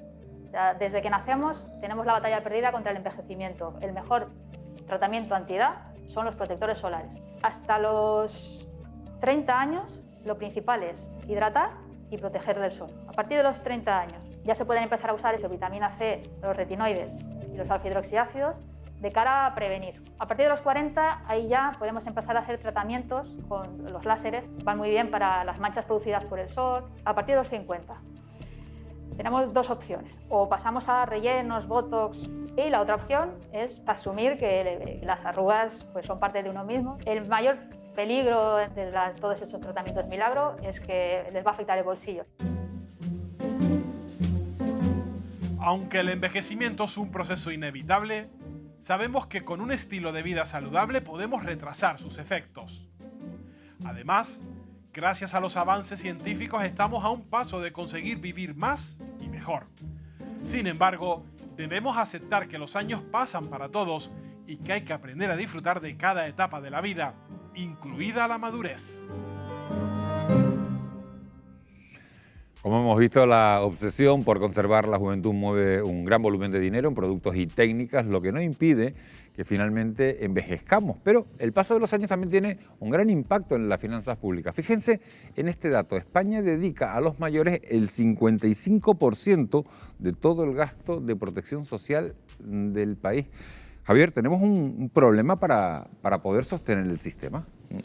A ver, yo no creo que ni que el envejecimiento sea una enfermedad ni que sea el problema. De hecho, como han hablado en la Silver Economy, lo que nos plantean es que el envejecimiento poblacional, esa transición demográfica que estamos viviendo, va a ser una oportunidad de mercado y va a generar un porcentaje muy alto de los nuevos trabajos que vamos a crear en la Unión Europea. Pensando que para ese 2060, 1 de cada 3 personas en la Unión Europea van a ser mayores de 65 años. Vamos a tener un perfil de población con un cierto poder adquisitivo y que el mercado va a ofrecer no solo servicios de atención directa, sino también nuevas tecnologías, adaptaciones en los domicilios, domótica, etc. Y yo creo que eso va a ser una oportunidad que nos va a ayudar incluso en esta crisis que estamos viviendo ahora para poder salir para adelante.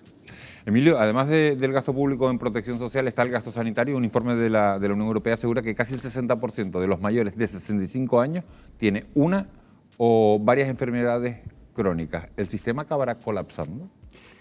No, no creo. Yo creo que aquí hay un campo muy grande de optimización de los tratamientos. Hay fármacos hay enfermedades crónicas que requieren unos tratamientos, pero en muchos casos los pacientes están polimedicados, tienen más medicamentos de los que tendrían que tener. Esto antes era muy común cuando había muchos médicos que cada uno trataba una cosa de su parcelita. En Canarias desde hace unos pocos años tenemos una cosa maravillosa que se llama receta electrónica, en la que toda la medicación de un paciente está en el mismo sitio, con lo cual se puede ver si hay repetición o no, y probablemente reduciendo el número de fármacos a los estrictamente necesarios y quitando muchos de los fármacos que no son imprescindibles y haciendo un seguimiento más estructurado de los pacientes, no tiene por qué colapsar, y al revés, hay un gran margen de mejora en la reducción del gasto. Guadalupe, ¿tú estás de acuerdo con eso, con lo que está diciendo? Totalmente de acuerdo, sí. ¿Tú, Javier? Sí, no, y además es que has dado la clave. El control de la polifarmacia no solo es una de las intervenciones más efectivas para envejecer bien, porque a menudo nos ven diferentes especialistas de forma disgregada y vamos poniendo tratamientos con las mejores de las intenciones, pero no están bien consensuados esos tratamientos. Ese control de la polifarmacia ahorraría mucho gasto, y es importante que diferenciemos lo que es la atención a un adulto mayor sano de a un adulto mayor con enfermedades crónicas y un adulto mayor con una situación de dependencia. Ahí el gasto sanitario cambia completamente. Pero incluso hay toda una gran parte de la medicina, que es la medicina preventiva para disminuir riesgos poblacionales, llega un momento, a una edad en la que el efecto de reducción del riesgo, por ejemplo, de un infarto o de una CV, etcétera, es tan pequeño en esos pacientes que, aunque en principio ese fármaco haya demostrado que en otra población disminuye el riesgo, en esas personas mayores produce más daño que beneficio. Yo le cuento todos los años a mis alumnos que todos los medicamentos a todos los pacientes siempre hacen daño. Entonces, ¿por qué los damos? Porque a veces hacen más beneficio que daño, pero si no hacen más beneficio que daño hay que quitarlos. Y simplemente quitando muchos de los fármacos que claramente no producen beneficio, eso mejoraría la atención sanitaria. El refrán de menos pastillas y más zapatillas, yo creo que eso es la clave. Y si estamos menos pastillas y más zapatillas. Y eso hace referencia a la importancia del ejercicio físico. Es decir, oye, si nosotros estamos interviniendo a los 75 años, mal asunto. La idea es que intervengamos, pues ya cuando dicen desde los 30, incluso antes, ¿vale? Para promocionar ese envejecimiento activo tan pronto como sea posible, ganar reserva, mejorar la masa muscular, mejorar el rendimiento cognitivo y que lleguemos a los 75, los 85 años libres de discapacidad, mejorando al máximo esa calidad de vida que todos queremos. Javier, muchas de las residencias de mayores en Canarias son privadas y además hay un gran déficit de plazas públicas. Al mismo tiempo, muchas familias no pueden atenderlos. ¿Cómo afectan estas carencias de atención al bienestar de los ancianos? A ver, las plazas residenciales en Canarias, es para echarse las manos a la cabeza. Tenemos 2,1 plazas por cada 100 personas mayores de 65 años, cuando la Organización Mundial de la Salud nos recomienda 5. En España de media están en 4, ¿vale? Evidentemente tenemos mucho trabajo por hacer. La solución no es ponernos a construir esos modelos residenciales de hace 100 años, que son macroresidencias. Eso tiene que cambiar. Y yo creo que la idea es no llegar a necesitar nunca una residencia. Por eso, si nosotros potenciamos el envejecimiento activo para tener adultos mayores sanos, vigorosos, fuertes e independientes, vamos a conseguir que, oye, reducir ese gasto, dar más calidad de vida a nuestra gente y evitarnos pues el ingreso en una residencia. Pero es que socialmente cambia mucho, o sea, dices 2,1, la OMS dice que 5, pero aquí, y especialmente en Canarias, muchas personas mayores viven con la familia. Sí, pero que faltan plazas es una evidencia. Sí, pero tampoco el objetivo y el ideal es que una persona mayor esté en una residencia. Lo ideal es que esté en su casa, más o menos asistido, o con su familia, y esa atención es mejor que la de una residencia. O sea, antes cuando se habla de las zapatillas de deporte. Zapatillas de deporte. Claro, de zapatillas y menos zapatillas y más zapatillas. A ver, el deporte, y es muy importante que diferenciemos lo que es la actividad física de lo que es el ejercicio físico y de lo que es el deporte. Ojo, nosotros siempre recomendamos ejercicio físico, terapéutico, porque se debe a determinadas edades, tiene que estar supervisado por profesionales sanitarios, porque tenemos personas con hipertensión, con diabetes, con insuficiencias cardíacas, que eso de que el cardiólogo nos dice día, que con una insuficiencia cardíaca no podemos hacer más nunca en la vida ejercicio, eso va en detrimento de la masa muscular y de nuestra independencia. Entonces, bajo prescripción facultativa y siempre supervisado por profesionales sanitarios. Vamos a cerrar aquí este tiempo de debate y vamos a hacer una pequeña pausa, pequeñísima pausa de tan solo un minuto. Y a la vuelta vamos a abordar una de las industrias que más beneficios obtiene del envejecimiento. Hablamos de los tratamientos antiedad.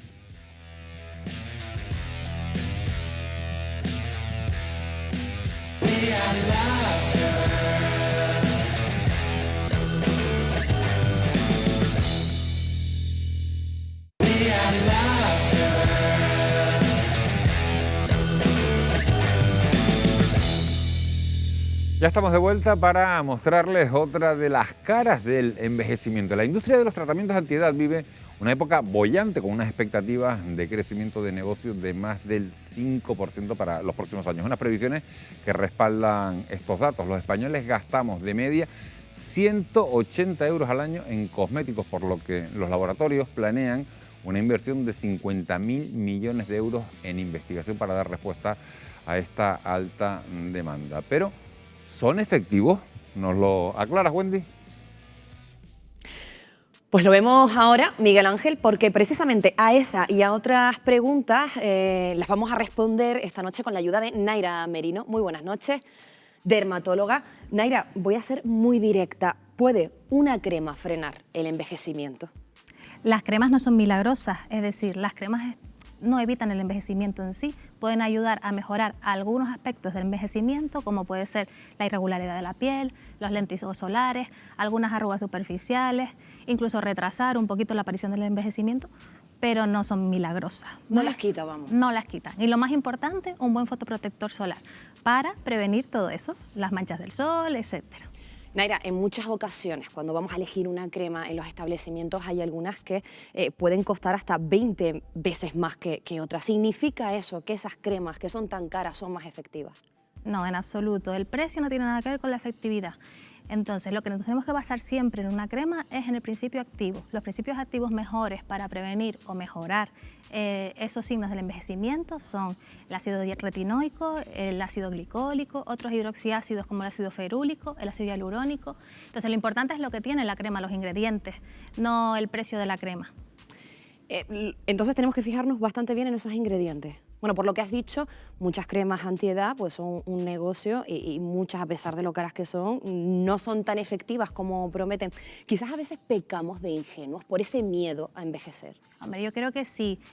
Por ejemplo, esos anuncios que ponen que en 20 días vamos a solucionar nuestro envejecimiento y van a desaparecer nuestras arrugas.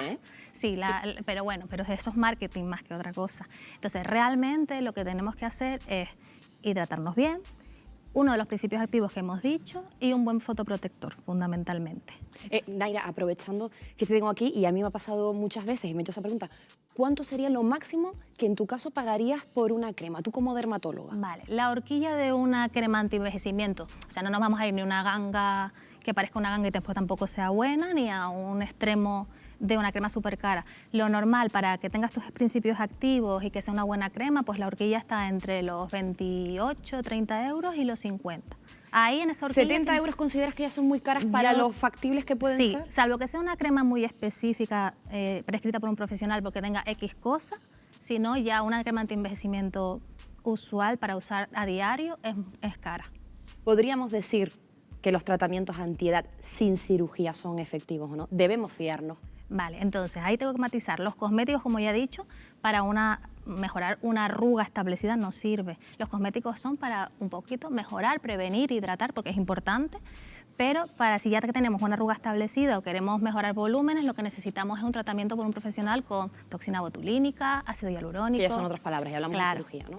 Exacto. Y ahora, no una pregunta, más bien una reflexión. ¿Debemos aprender a asumir el paso de los años? ¿Es importante eso? Hombre, yo creo que es importante porque, a ver, no tenemos la misma piel, ni mismo pelo, ni las mismas uñas, ni nosotros somos los mismos por dentro cuando tenemos 80 que cuando tenemos 20. Entonces no podemos pretender que a los 80 años querer tener la piel de cuando teníamos 20 años, pero es importante cuidarnos para cuando lleguemos cuando vayamos cumpliendo años, la piel esté en las mejores condiciones posibles. O sea, es importante cuidarnos, pero no obsesionarnos y perder un poco el norte y pensar que vamos a tener una piel de 20 años. Qué bueno que nos hayas acompañado esta noche. Naira Merino, dermatóloga, gracias. Y nos quedamos con ese titular. Debemos aprender a asumir el paso de los años, hidratar la piel y, sobre todo, fotoprotector. Miguel Ángel. Aceptar el paso de los años no es fácil. El año pasado gastamos en España casi 7.000 millones de euros en tratamientos antiedad. Y la pregunta es, ¿por qué estamos dispuestos a pagar, Guadalupe, por productos cuya eficacia no se ha demostrado? Pues básicamente porque la población quiere resultados inmediatos. Es mucho más fácil aplicarse o creer que aplicándose una crema vamos a conseguir los efectos deseados a no invertir tiempo en alimentación, en deporte, en hábitos de vida que son realmente lo que ha demostrado disminuir el envejecimiento. Entonces la población, pues evidentemente es mucho más fácil echarse una crema y comerse una hamburguesa a estar alimentándose a base de verdura durante mucho tiempo para conseguir incluso mejores efectos. Pero también tiene que ver con la imagen corporal. ¿Cuánto hay de emocional, claro, Emilio, hay mucha gente que no está en esas contenta compras con su imagen y quiere cambiar mucho su imagen. Hombre, yo reconozco que no podemos hablar lo mismo los hombres que las mujeres porque en ese sentido nos cuidamos mucho menos, ¿no? Pero bueno, ahora hay toda una campaña de muchas mujeres que dicen no tinte, viva la cana en la mujer. Y hay otras que dicen no, de ninguna de las maneras, porque realmente choca mucho, pero socialmente hay unas expectativas que hay que cumplir y entonces eso es una de las razones por las que yo creo que llevan a... Yo creo que también es que no aceptamos el proceso de envejecimiento, o sea, es como lo negamos continuamente y es porque también hemos tenido un muy mal marketing del envejecimiento, porque hemos vendido que envejecer sinónimo de dependencia, de discapacidad, entonces claro, yo ante eso no quiero envejecer, me estirarnos bien la cara, pero eso sí, mientras no hago ejercicio físico, no tengo una buena nutrición, pierdo masa muscular, soy una persona con más discapacidad, con más dependencia, pero con la cara bien estirada y sin ninguna arruga. Basilio, ¿crees que los consumidores tienen poca información sobre la efectividad la efectividad real de estos cosméticos? No, tienen la información que quieren recibir. Quieren recibir una información de que con aquello lo arreglan. Como eso está desde las películas del oeste, con los elixir de la eterna juventud y con lo que quiera. La gente quiere oír que con aquello va a tener 30 años menos. Yo creo que aquí La gente querrá oír la verdad, ¿no? ¿Tú crees? No. Yo creo que no. Viéndote la cara, yo creo que lo que hay es que... sé lo que piensa. Saber envejecer con dignidad, no hay por qué andar con tener los cuidados correspondientes, vas teniendo las limitaciones, te lo digo porque yo ya he pasado de los 70 y no estoy igual que cuando tenía los 40, pero lo que hay que saberlo llevar, comportarte correctamente, no hacer tonterías, y si eres una persona mayor, pues eres una persona mayor, la vida es así. Yo creo que hay productos y productos, porque una crema hidratante, una crema que rejuvenezca un poco la piel, que ayude un poco a la piel, no es lo mismo que gastarse una millonada en un producto con un serum no sé cuántos, que es puro marketing, pero hay productos básicos de limpieza, bueno, pues como uno utiliza un champú de unas características o de otras, o una crema que te deje la piel un poco más, bueno, más nutrida, más adecuada. O sea que no todo es engañoso. Tenemos lo que queremos oír. Eso, con ese titular de Basilio Valladares, me quedo. Basilio Valladares, muchísimas gracias por haber estado con nosotros una semana más aquí en Fuera de Plano. A Javier Alonso, muchas gracias. Emilio Sanz, un auténtico placer. Guadalupe Alemán, gracias por venir desde Fuerteventura para estar esta noche aquí con nosotros. Gracias a ustedes sobre todo por estar una semana más fieles a Fuera de Plano, por estar una semana más al otro lado de la pantalla. Y ya saben que si les apetece volvemos a encontrarnos justo dentro de 7 días. Que tengan ustedes una muy feliz noche y sobre todo un feliz descanso. Buenas noches.